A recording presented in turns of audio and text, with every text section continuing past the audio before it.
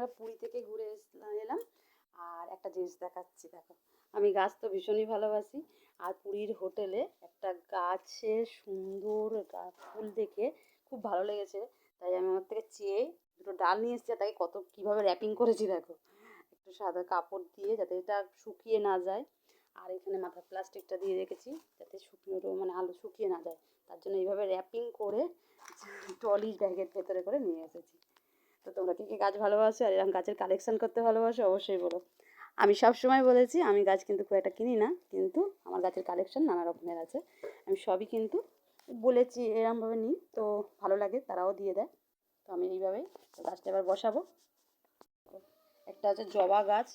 এই জবা গাছটা এত সুন্দর, ফুলটা না কালারটাও সুন্দর। যদি আমি একে বাঁচাতে পারি, করতে পারি, তো তোমাদের আবার একবার শেয়ার করে দেখাবো। এই ফুলটা হচ্ছে দেখো, এটা সাদা সাদা ফুল। তো বসাই। তো ভালো লাগলে লাইক করো।